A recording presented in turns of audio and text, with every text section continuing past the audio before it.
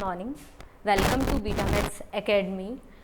कल की क्लास में हमने यूनिट 2 ऑप्टिक्स की शुरू की, जिसका नाम था अब्रेशन एंड आईपीसेस यानी विपथन व नेत्रिकाएं। उसके अंदर हमने देखा कि आपके पास एक आइडियल या फिर हम बोले परफेक्ट इमेज जो बनती है, उस परफेक्ट इमेज की कैरेक्टरिस्टिक्स होती है कि अगर हम पॉइंट साइज़ का ऑब्जेक्ट लें तो हमारी इमेज भी पॉइंट साइज़ बननी चाहिए। सेकंड, हमने देखा कि अगर एक प्लेन में बहुत सारे ऑब्जेक्ट्स हैं तो उनकी इमेज उसी प्लेन में बननी चाहिए। नेक्स्ट, हमने देखा कि अगर कलर एक है या एक फिक्स्ड कलर है, मान लेते हैं रेड है, ब्लू है, ग्रीन है, तो उसकी इमेज भी red, blue, green and simultaneously बननी चाहिए। नेक्स्ट, अगर ऐसी इमेजेस जिनके फॉर्म में हमें इनमें से कैरेक्टरिस्टिक में से कोई भी एक कैरेक्टरिस्टिक नहीं मिलती है, तो हम बोल देते हैं कि उस इमेज के अंदर कुछ ना कुछ डिफेक्ट प्रेजेंट है, और उसी डिफेक्ट को हम साइंस की लैंग्वेज में बोल देते हैं अब्रेशन यानी विपथन। ठीक है। नेक्स्ट, अगर हम देखें कि अब्रेशन किस किस रीजन से प्रेजेंट होता है, तो वो रीजन हमने देखा कि हमारे पास में जहाँ से ऑब्जेक्ट की रेज आ रही है, वो ऑब्जेक्ट की रेज जो इंसिडेंट हो रही है उसके बीच में कितना डेविएशन है। सेकंड, जो लेंस है उस लेंस की क्या क्या कैरेक्टरिस्टिक्स है। थर्ड पॉइंट, जिस लेंस ने हमें नर्व सिस्टम को इमेज पहुंचाई, वहां तक पहुंचने का क्या प्रोसीजर था, और फिर से इमेज ने हमें क्या दिया, सिग्नल दिया कि ये एक ऐसी इमेज है कि जिसका ऑब्जेक्ट इस तरीके से दिखता है। तो हमारे पास बहुत सारी प्रोसेसेस के बाद उस इमेज का फॉर्मेशन होता है। तो इसी प्रोसेस के अंदर हमने देखा कि हमारी इमेज की जो फॉर्मेशन होती है वो आपके पास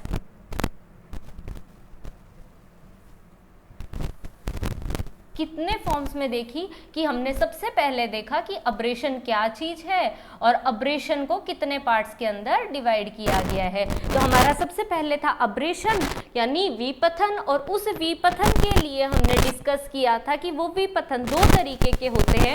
फर्स्ट हमारा होता है मोनोक्रोमेटिक अब्रेशन और सेकंड होता है क्रोमेटिक अब्रेशन, यानी एक वर्णीय विपथन तथा वर्णीय विपथन। इन दोनों के अंदर मेनली जो डिफरेंस है वो डिफरेंस आता है हमारा कलर सिस्टम का, यानी कि एक सिंगल कलर प्रेजेंट हो तो वो अब्रेशन किस फॉर्म में आता है, मोनोक्रोमेटिक में, और अगर हमारे पास कलर्ड फॉर्म के अंदर कोई विपथन मौजूद हो तो वह आता है हमारा क्रोमेटिक अब्रेशन में। सेकंड, हमने देखा कि क्रोमेटिक अब्रेशन अगेन तीन टाइप्स के थे, lack of precise definition, field curvature और distortion. Lack of precise conversation के अंदर हमारे पास पॉइंट साइज के ऑब्जेक्ट की बात की गई, फील्ड कर्वेचर के अंदर हमारे पास सेकंड जो लिमिटेशन थी इमेज की उसके बारे में बात की गई, और डाइसोर्टेशन का मतलब है कि हमारी इमेज की शेप एंड साइज चेंज हो जाए। नेक्स्ट, हमने देखा कि हमारा जो लैक ऑफ प्रिसाइज डेफिनेशन है वो अगेन किस में डिवाइडेड था, तीन पार्ट्स के अंदर, जो कि क्या क्या थे हमारे पास, स्फेरिकल अब्रेशन, कोमा अब्रेशन और एस्टिग्मिज्म।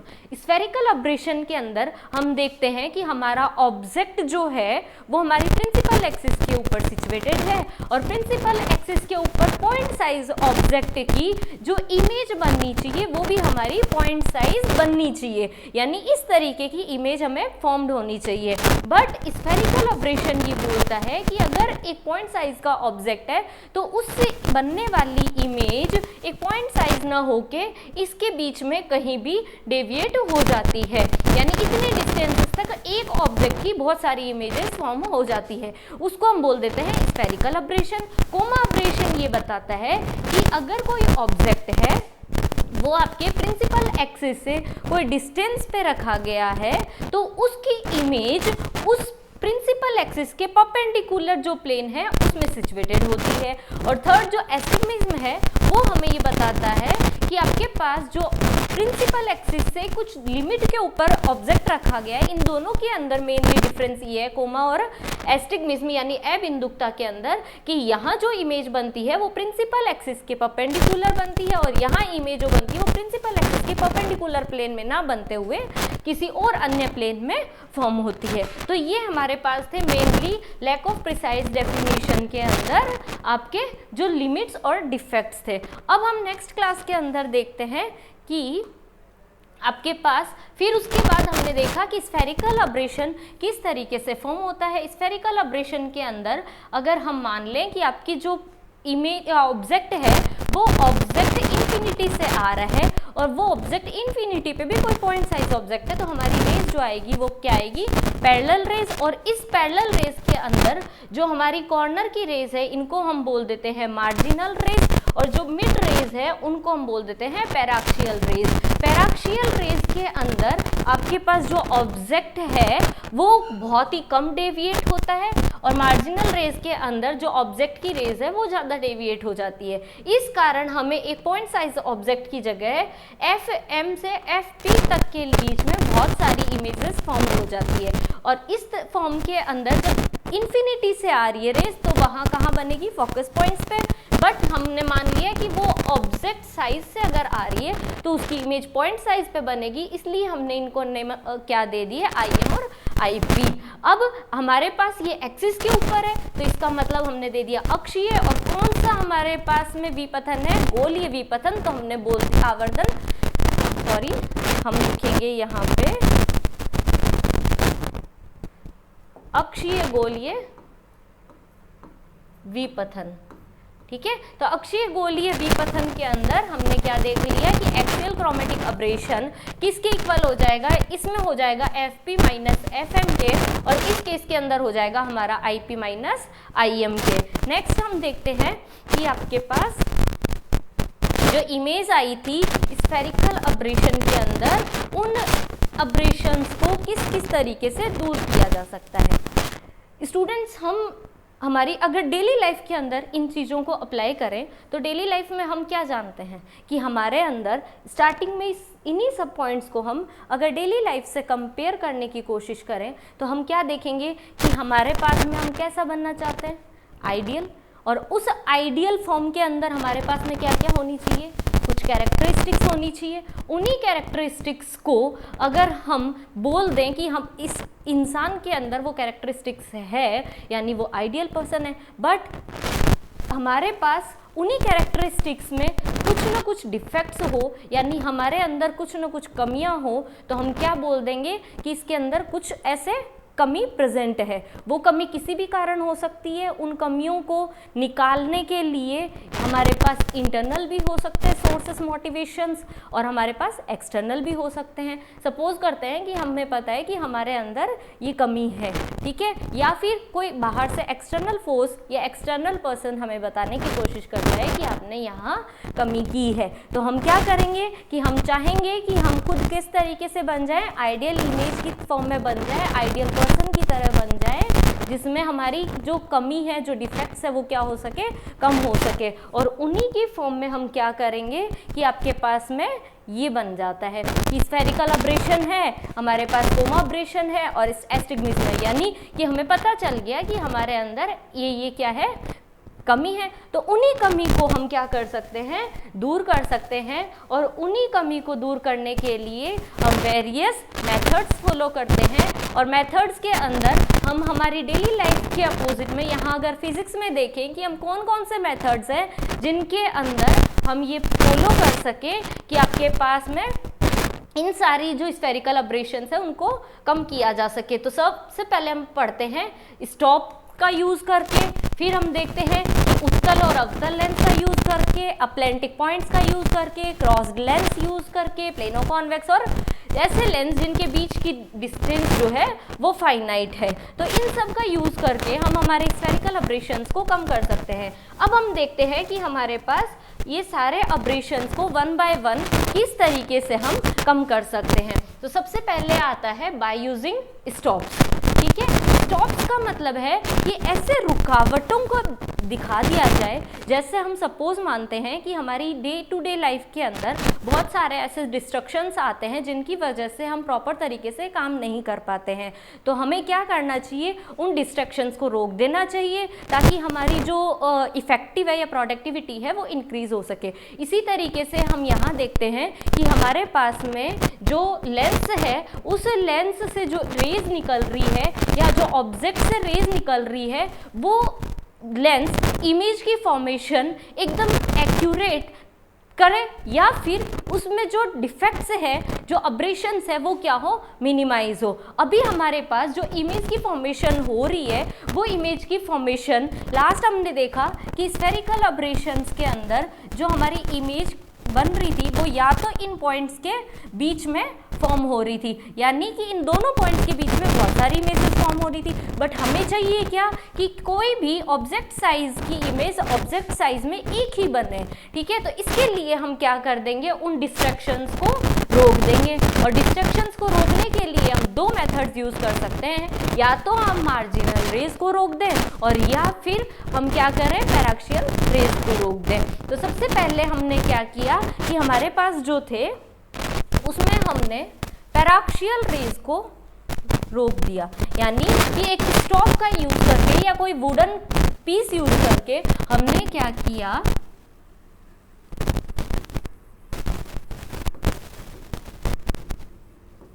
पैराक्सियल रेज को ब्लॉक कर दिया।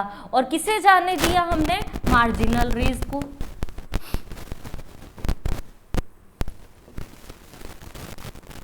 ठीक है, नेक्स्ट केस के अंदर जब इसमें पैराक्सियल रेज को रोक दिया गया, मार्जिनल रेज को जाने दिया गया, तो हमारे पास एक ही फोकस पॉइंट मिला और उसी फोकस पॉइंट पे हमारी क्या हुई, इमेज की फॉर्मेशन। नेक्स्ट हम देखते हैं कि इस केस के अंदर पैराक्सियल रेज जो थी उन्हें तो जाने दिया गया, ठीक है, और हमारे पास जो मार्जिनल रेज है उनको क्या कर दिया गया, ब्लॉक कर दिया गया। तो आपके पास में दोनों केसेस प्रेजेंट है जिसके अंदर आपके पास एक ऑब्जेक्ट साइज की इमेज भी कैसी बन रही है, हमारे पास ऑब्जेक्ट या पॉइंट साइज, ठीक है। अब हम नेक्स्ट देखते हैं प्लेनो कॉन्वेक्स और कॉन्केव लेंस के थ्रू। तो हमें पता है कि आपके पास में जो कॉन्वेक्स लेंस है, उस कॉन्वेक्स लेंस से जो फोकस पॉइंट्स बनते हैं वो अपोजिट होते हैं किसके, कॉन्केव लेंस के फोकस पॉइंट्स के। तो आपके पास कॉन्वेक्स लेंस के कारण जो अब्रेशन प्रोड्यूस होगा वो कौन मिनिमाइज कर देगा, कॉन्केव लेंस को मिनिमाइज कर देगा।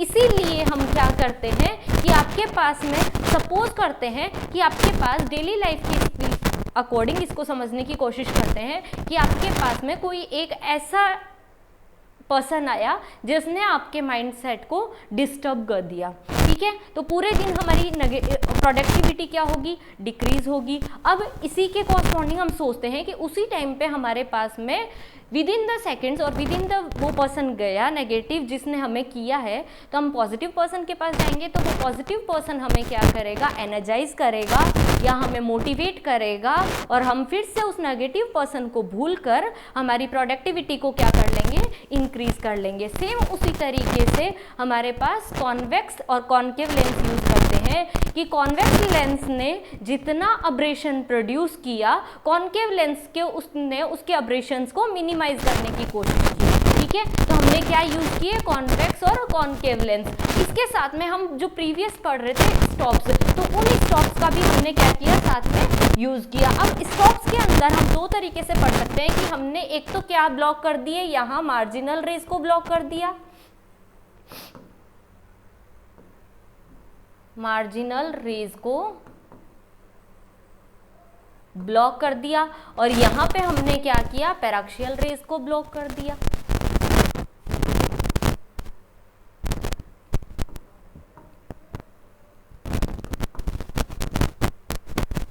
ठीक है, तो दोनों केसेस के अंदर हमारे पास में जो इमेज आएगी वो आपके पास एक ही फिक्स फोकस पॉइंट पे प्रोड्यूस होगी। नेक्स्ट आपके पास में आता है by using plano convex lens, यानी कि आपके पास में बहुत सारे ऐसे मेथड्स हैं जिसकी फॉर्म से हम अब्रेशन या स्फेरिकल अब्रेशन को कम कर सकते हैं। सेम उसी तरीके से जिस तरीके से हमारी लाइफ के अंदर बहुत सारी प्रॉब्लम्स आती है, उन प्रॉब्लम्स को सॉल्व करने के लिए हमारे पास बहुत सारे सॉल्यूशंस होते हैं। वो हम पे डिपेंड करता है कि हम कौन सा सॉल्यूशन उसको अपनाएं ताकि हमारे जो अब्रेशंस या फिर हमारे लाइफ के अंदर जो डिफेक्ट्स है या लिमिटेशंस है उनको कम किया जा सके। उसी तरीके से यहाँ भी हमारे पास स्फेरिकल अब्रेशन प्रेजेंट है और उस स्फेरिकल अब्रेशन को मिनिमाइज करने के लिए हमारे पास बहुत सारे मेथड्स हैं।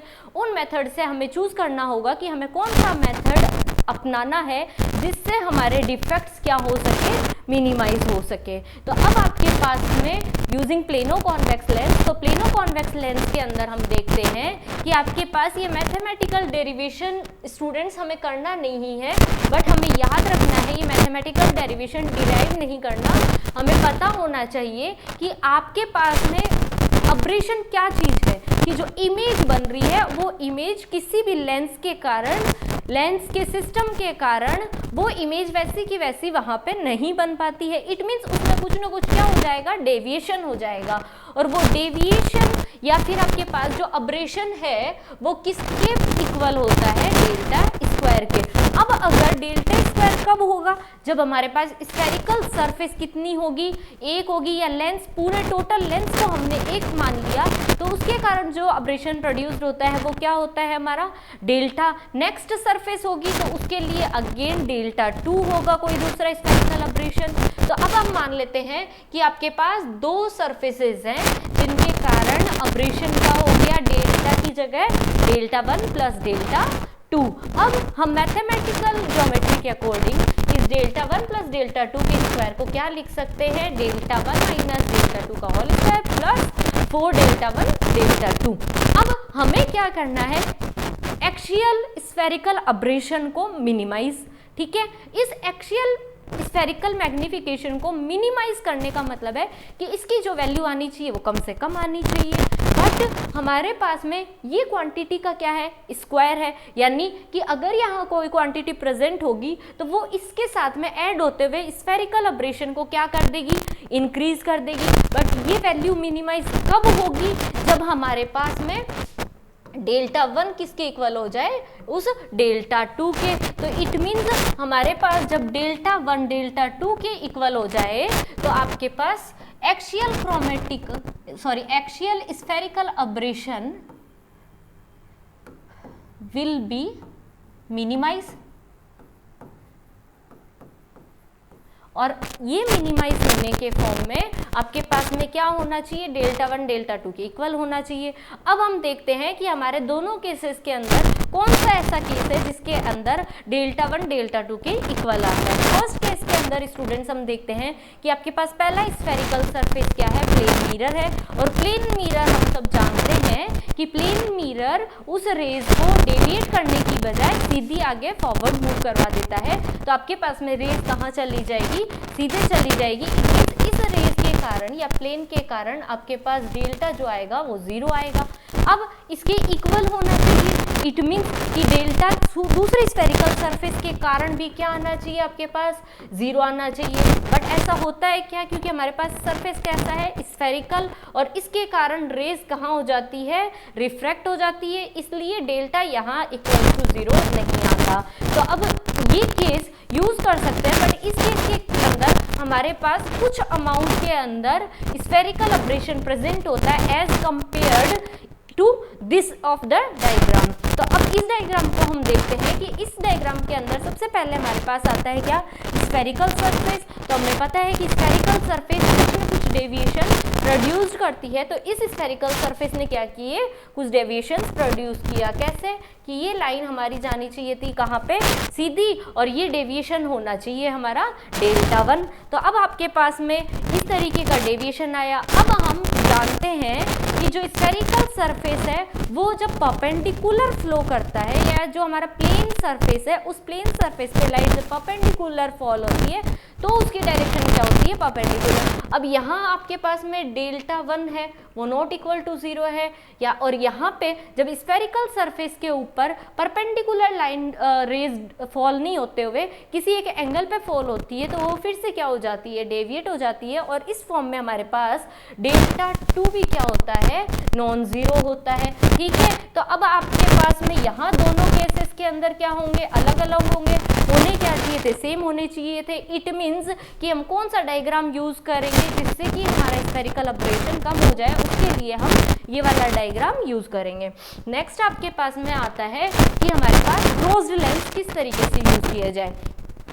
स्टूडेंट्स, क्रोस्ड लेंस का मतलब होता है कि आपके पास में एक ऐसा लेंस या ऐसा लेंस का फॉर्मेशन हो जिसका रिफ्रैक्टिव इंडेक्स हमारे अकॉर्डिंग हो, ठीक है। तो अगर रिफ्रैक्टिव इंडेक्स, ये फॉर्मूला स्टूडेंट्स हमें डायरेक्ट याद करना है कि आपके पास दोनों जो स्फेरिकल सरफेस है लेंस के, उनका जो रेडियस ऑफ कर्वेचर है या वक्रताएं त्रिज्या है, उनका अनुपात का फॉर्मूला क्या होता है। तो उनका फॉर्मूला होगा हमारे पास 2μ square minus mu minus 4 bracket और divided by mu into 2μ plus 1, ठीक है। तो ये आपके पास R1 डिवाइडेड बाय R2 का फॉर्मूला होगा।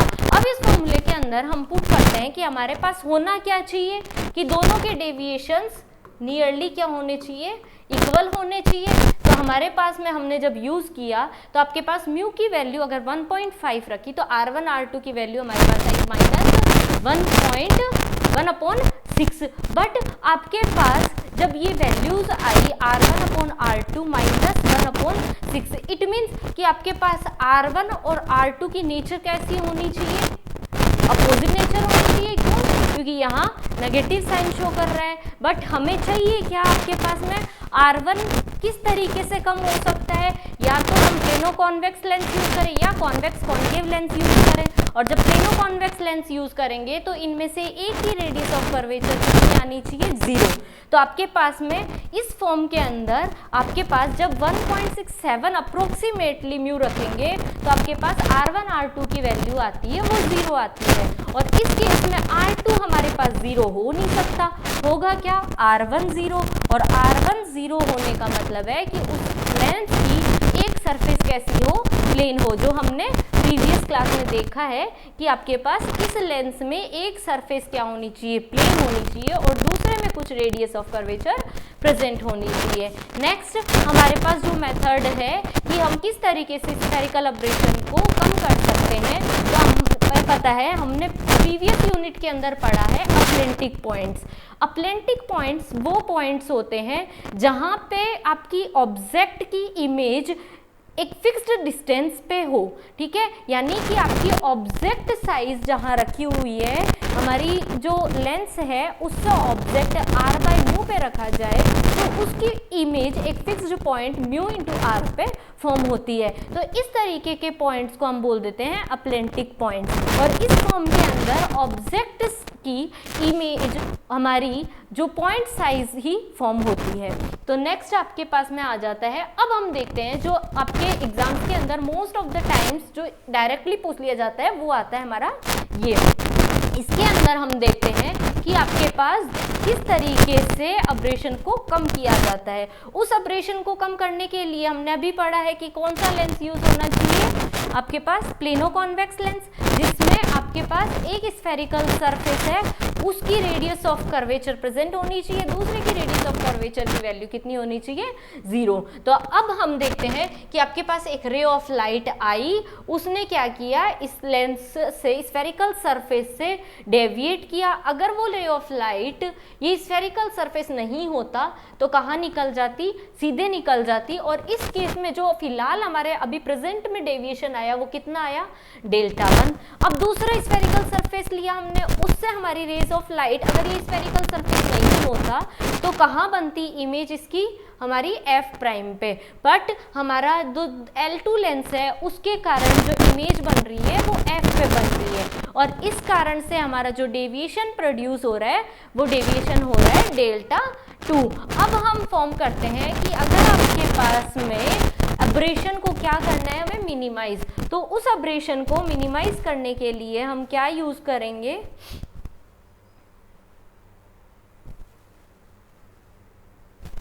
ये आपके पास डायग्राम है, और इस डायग्राम के अंदर आपको करना है अब्रेशन मिनिमाइज। तो अब्रेशन मिनिमाइज होने का मतलब है कि Δ1 किसके इक्वल हो, उस Δ2 के इक्वल हो। अब Δ1 और Δ2 को इक्वल करने के फॉर्म में हम उसमें क्या पुट कर सकते हैं, Δ1 और Δ2 की वैल्यू, और Δ1 और Δ2 की वैल्यू हम इसमें पुट करेंगे तो आपके पास में एक कंडीशंस आ जाएगी, और उसी कंडीशन के फॉर्म में हम क्या करेंगे, उसको कैलकुलेट करेंगे,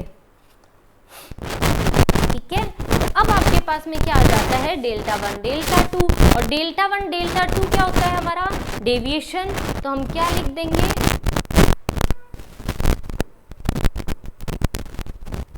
एज वी नो डेल्टा 1 और डेल्टा 2 होना चाहिए किसके लिए, फॉर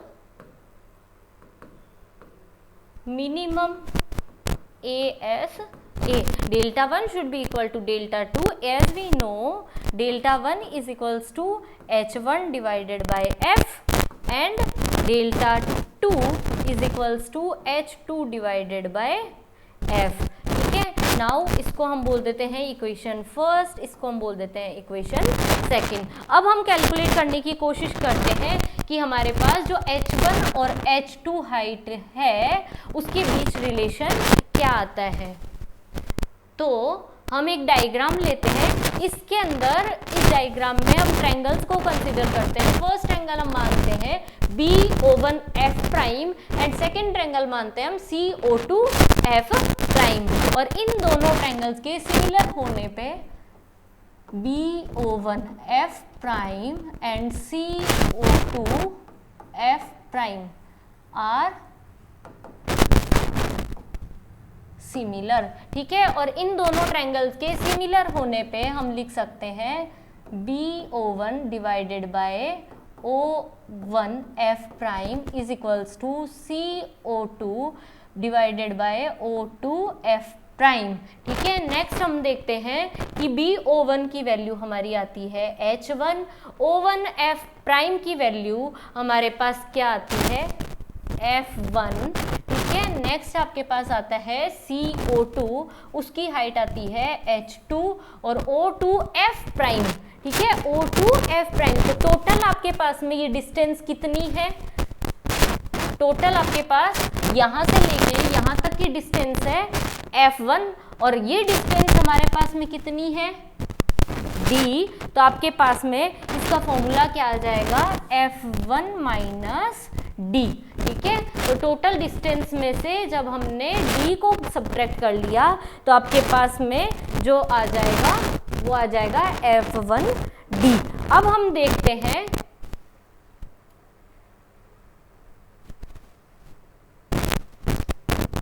कि H1 डिवाइडेड बाय H2 क्या आता है। ठीक है, तो H1 डिवाइडेड बाय H2 आ गया आपका F1 माइनस D। यहाँ से ये आ गई हमारे पास इक्वेशन थर्ड, और यहाँ जब हम इस इक्वेशन को पुट करेंगे या फिर इसको लिख देते हैं इक्वेशन नंबर 4। ठीक है, यहाँ से हम पुट करेंगे तो डेल्टा 1 आ गया H1 डिवाइडेड बाय F1, दूसरा हमारे पास आ गया H2 डिवाइडेड बाय F2। तो अब यहाँ से हम क्या लिख सकते हैं, H1 या H2 divided by H1 is equals to F2 divided by F1, और इसको हम बोल देते हैं इक्वेशन नंबर थर्ड। ठीक है, हमारे पास H1 H2 है, तो यहाँ भी हम क्या कर लेते हैं, H1 H2 की जिस फॉर्म में हमने यहाँ लिखा है उसी फॉर्म में हम यहाँ लिखेंगे। तो H1 डिवाइडेड बाय H2 हो जाएगा आपके पास F1 डिवाइडेड बाय F2। ये हमारी इक्वेशन आ गई थर्ड। नाउ यूजिंग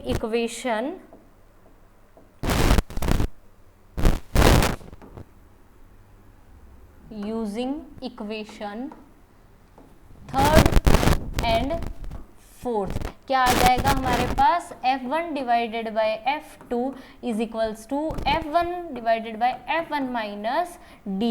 आपके पास आ जाएगा F1 से F1 कैंसिल हो जाएगा, और यहाँ आ जाएगा F2 is equals to F1 minus D, और यहाँ से D की वैल्यू आ जाएगी F1 minus F2।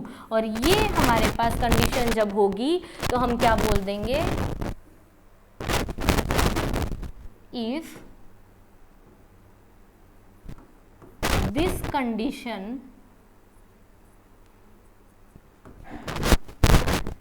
is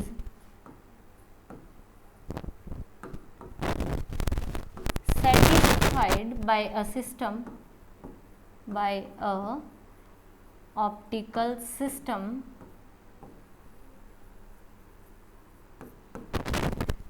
gives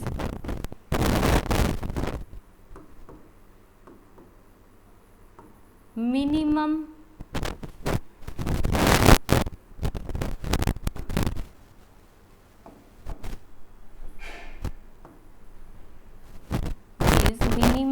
spherical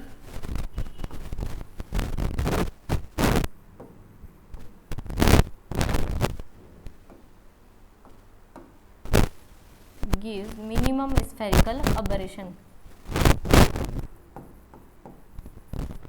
ठीक है, तो ये हमारे पास कंडीशन आ जाएगी कि हमारे पास जब f1 f2 की वैल्यूज इस तरीके से हो कि उन दोनों का डिफरेंस जो है वो उन दोनों लेंथ के बीच में रखी हुई दूरी के इक्वल हो, तो आपके पास जो एक्सियल स्फेरिकल अब्रेशन आएगा वो क्या आ जाएगा, मिनिमम। तो हमने देखा कि हमारे पास स्फेरिकल अब्रेशन क्या था, उस स्फेरिकल अब्रेशन को हमारे पास में कितने मेथड है जिनसे दूर किया जा सकता है।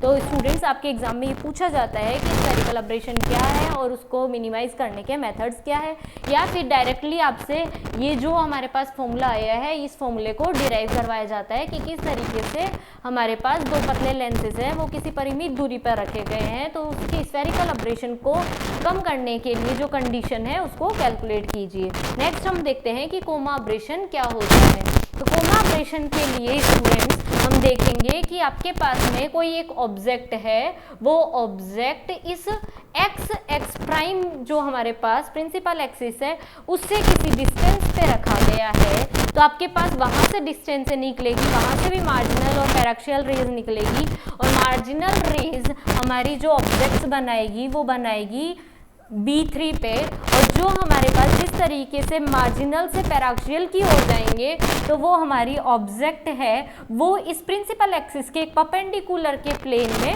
फॉर्म होना शुरू हो जाएगी, और इसी के कारण हमारे पास जो इमेज की फॉर्मेशन होगी वो एक इस सर्कल या स्फीयर की फॉर्म में होगी, ठीक है, जो इसी स्क्रीन के ऊपर हमें मिलेगी। तो अब इस कोमा के अब्रेशन के अंदर हमने क्या देखा कि आपके पास किसी प्रिंसिपल एक्सिस से कोई डिस्टेंस के ऊपर ऑब्जेक्ट सिचुएटेड है और उसकी इमेज का फॉर्मेशन जो होता है वो उस लेंस के रिफ्रैक्शन के बाद में प्रिंसिपल एक्सिस के जो लंबवत प्लेन है उसके अंदर सारी इमेजेस का फॉर्मेशन होता है। तो यानी कि हमारे पास जो इमेज फॉर्मेशन होता है वो इस के प्लेन में होता जा रहा है, बट हमारे पास इसमें डिफेक्ट कहाँ से आया कि एक ही पॉइंट साइज ऑब्जेक्ट था बट हमारे पास इमेज जो है वो एक से ज़्यादा फॉर्म हुई। इसी के कॉरस्पॉन्डिंग में जब हम देखते हैं कि आपके पास एस्टिग्मिज्म क्या होता है, या जिसको हम हिंदी में बोलते हैं अबिंदुकता,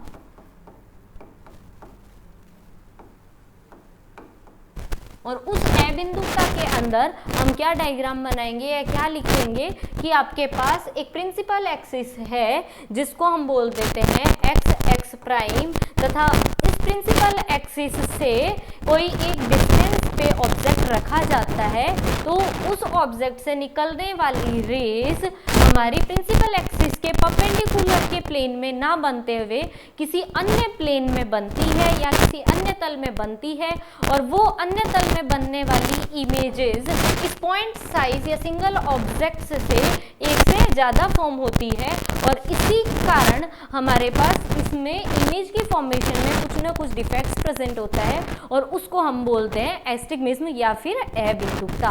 तो हमने देखा कि हमारे पास इन सब केसेस के अंदर कोई ना कोई डिफेक्ट्स प्रेजेंट है। अब हम देखते हैं कि जो हमारे पास कोमा अब्रेशन आया उस कोमा अब्रेशन के अंदर जो हमारे पास डिफेक्ट्स है उन डिफेक्ट्स को किस तरीके से कम कर सकते हैं। तो इस कोमा अब्रेशन के अंदर हमारे पास जो डिफेक्ट्स प्रेजेंट है उस डिफेक्ट्स को कम करने के लिए हम क्या करेंगे, दो मेथड्स फॉलो कर सकते हैं। पहला मेथड है, इसमें हम लिख सकते हैं टू रिड्यूस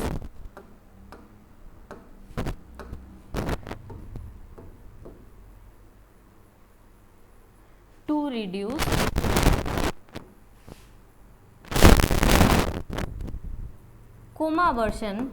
ठीक है, फर्स्ट मेथड होता है कि आपने जो फॉर्मूला अप्लाई किया R1 R2 का, उस फॉर्मूले के अकॉर्डिंग जो आपकी वैल्यू आनी चाहिए वो आनी चाहिए -1/9, और ये वैल्यू किसके लिए आती है, म्यू की वैल्यू जब 1.5 हो तब आती है। और अगर ऐसी कंडीशन होगी हमारे पास तो उस लेंस के अंदर हम कोमा अबर्शन को क्या कर सकते हैं, मिनिमाइज कर सकते हैं। नेक्स्ट आपके पास में जो हमने पढ़ा है आबेज साइन लॉ, तो उस आबेज साइन लॉ को फॉलो करता है अगर कोई लेंस, और वो साइन लॉ क्या था, μ1 h1 sine theta 1 is equals to μ2 h2 sine theta 2, यानी इस लॉ को हमने बोला था आबेज साइन कंडीशन।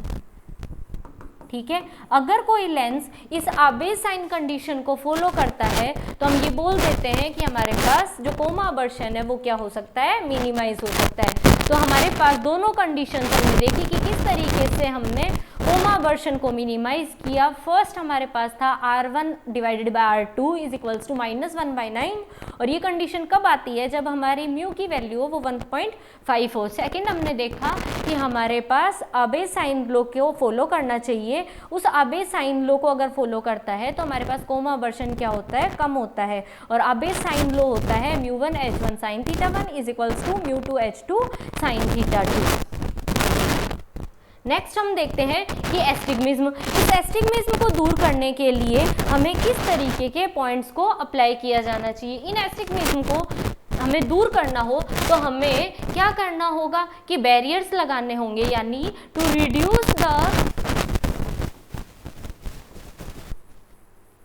रिड्यूस एस्टिग्मेटिज्म हम क्या करेंगे, यूज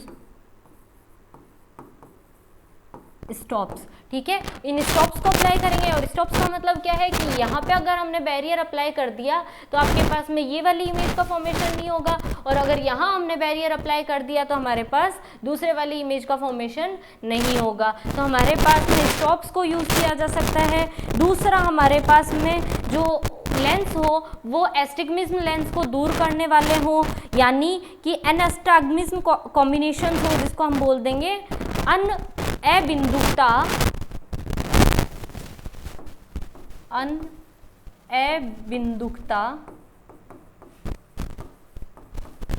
संयोजन।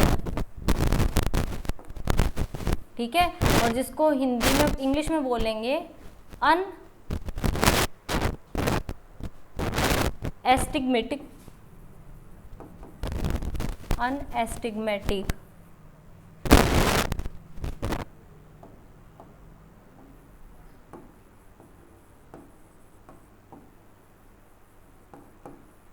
Combination of lenses.